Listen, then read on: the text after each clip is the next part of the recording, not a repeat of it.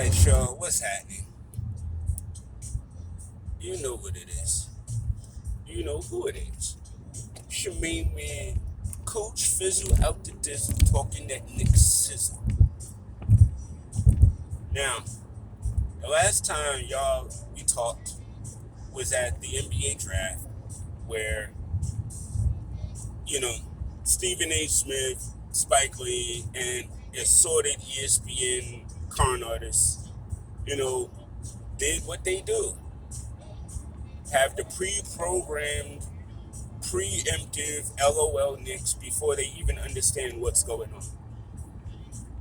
Which is absolutely exactly what sports media has become these days. Just a shit show, for lack of a better term. You know, there's no journalistic integrity. It's only, let's entertain the masses with as much BS as humanly possible. So, I digress. Now that we realize that it was actually a good move that got us 3 firsts, regardless protection otherwise, it gives us flexibility. And then we were able to get off of Kemba's contract, and that was seconds, not first. So please stop being ignorant. And I do find it really funny how folk continue to get it wrong. They continue to talk about it, but they continue to get the information backwards to sell their narrative of LOL Knicks.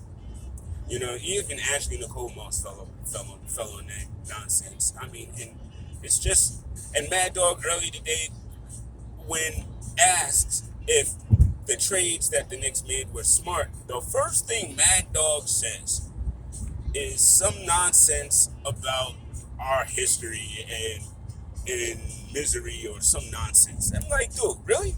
That's the first thing you say when someone asks you about trades. Like, dude, there's a lot of teams in the league right now that are in worse scenarios than the Knicks.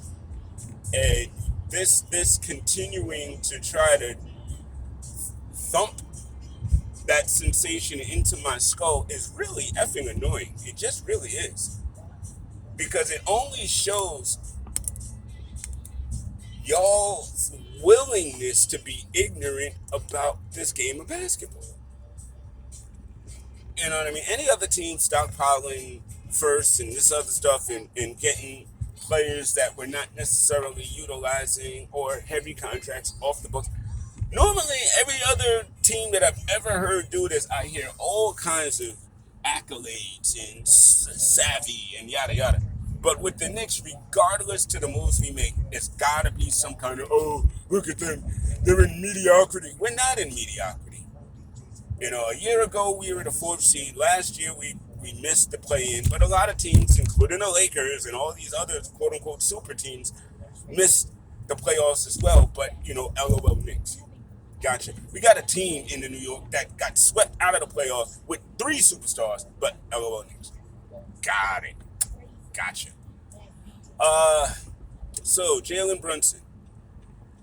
He's not a superstar. No one said he was a superstar. Again, these stupid behind narratives that come from nowhere to simply try to find a way to embarrass us as a franchise or find a way to make it seem like a smart move was not a smart move because somebody in ESPN didn't like it, or because it's not sexy, or because it makes too much sense to turn the Knicks into a good team, and that really, really messes with their LOL Knicks montage. So far in the past couple of days, I haven't seen anything that even smells of, oh, that's very Knicks-ish, or any of that other BS that these folk out here try to label. I mean, golly, is it that difficult to just say a team made good, savvy decisions?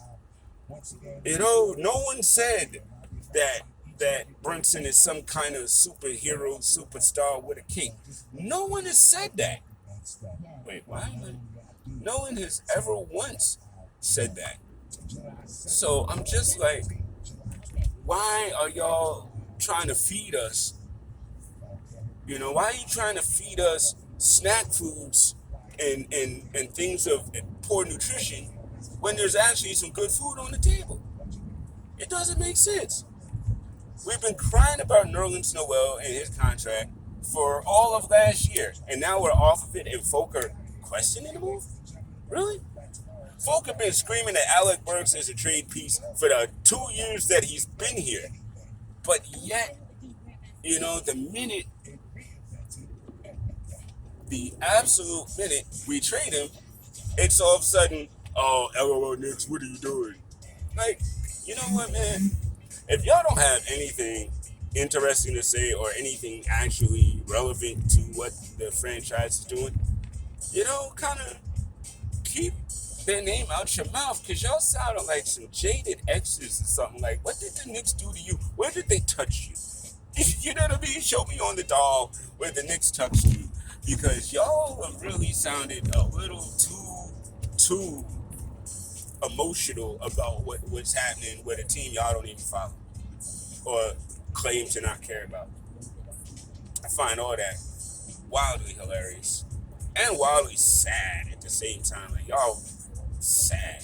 And it's really sad when Kendrick Perkins is the adult in the room, and for him to have to blast Stephen A. and Spike Lee on behalf of Knicks fans for that aberration and just abhorrence of nonsense that went down. I mean, it's like y'all are willing to embarrass yourselves for the sake of disrespecting the team that you claim that you love. Yeah, that's not how fandom is shown, in my humble opinion. And again, me and a couple of Knicks fans had some really good conversations this morning on Twitter in reference to contracts. Listen, if the Knicks organization, who cares more about cap space than any of us, if they see fit to hand out certain contracts, who are we to say, oh, I wouldn't give them that money? It's not yours to give. So it doesn't really matter what you would pay them or not, because at the end of the day, if the front office is willing, then that's what the front office is going to do. And, a lot of us are, cap space hoarders. We don't want our team to spend any money unless it's on folk that we want. We can't always look at it like that. We have to trust that folk are doing savvy things, and so far, yet again, savvy things are being done. And there's another little aside to all of this too. It's like, I hear this. I mean, there's always conversations on Twitter about what the Knicks are doing and this, that, and the third.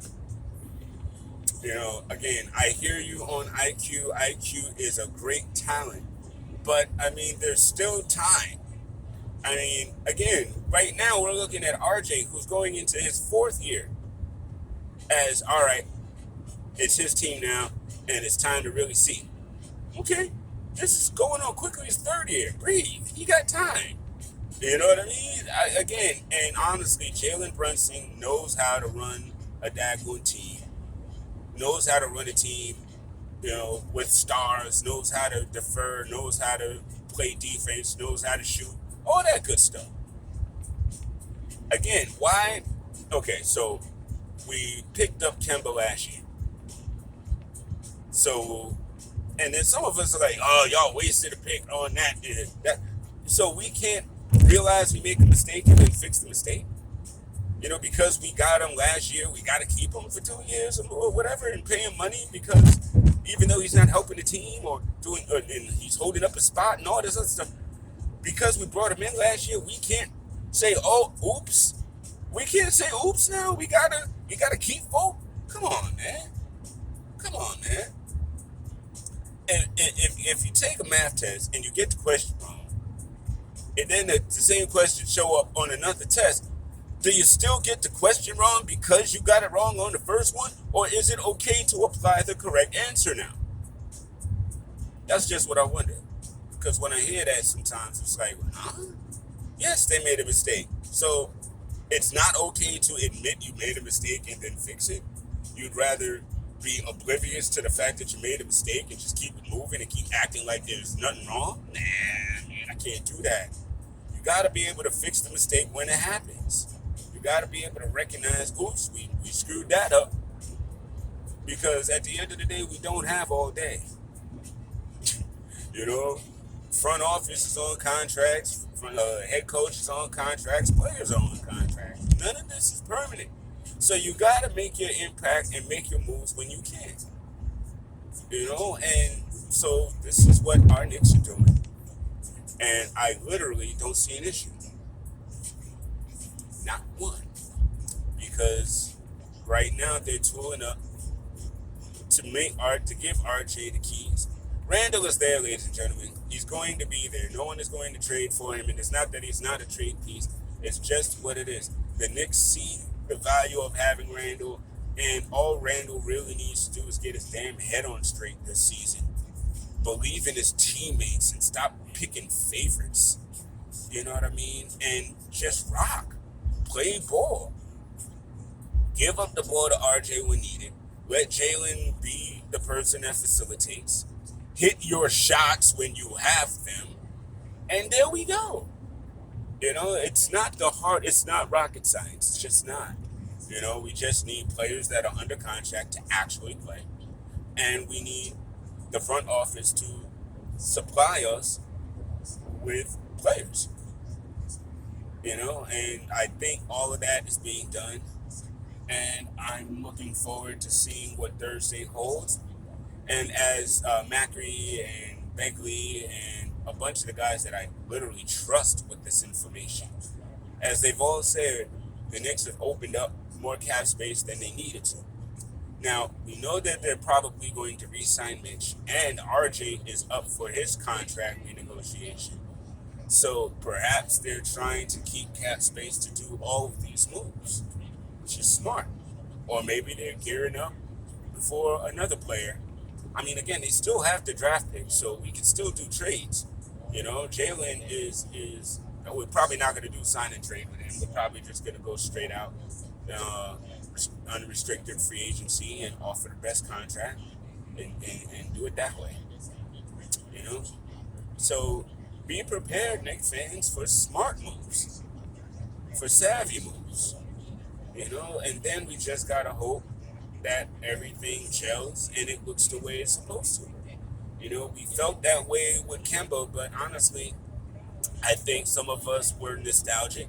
Some of us were overly optimistic that, you know, his health issues wouldn't be a problem. Unfortunately, we weren't right there. And, you know, it is what it is. We weren't correct.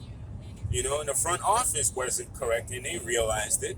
But instead of holding us up and saying, okay, well, we're going to wait for IQ to continue to develop, they're like, you know what? We could bring in point guards while IQ is developing. And if we end up making a serious run in the next couple of years, guess what? When we re-sign IQ after the Brunson contract, he can then be our guy. I mean, we got to think long range, not just right now. You know, it's a combination of things. So, yeah, that's my little ranty. I hope y'all enjoyed it. Knicks forever and all that good stuff. Wordification Nation show tonight.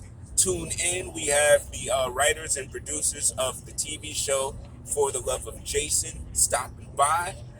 We're going to be talking R&B artists and all kinds of stuff tonight, so tune into that. It's going to be wild exciting. All right, thank y'all for watching this video, and please hit me up in the comments, hit me up on Twitter, because you know I'm going to post this out there too. Let me know your thoughts. Follow, you know the deal. You know, Coach Fire tried to tell it. You know, Coach Fire tried to tell the truth. You know what I mean? Big shouts to my brother Danny B. Big shouts to Baby B. Y'all, so much love out there. I'll talk to y'all later, Knicks fans. Peace.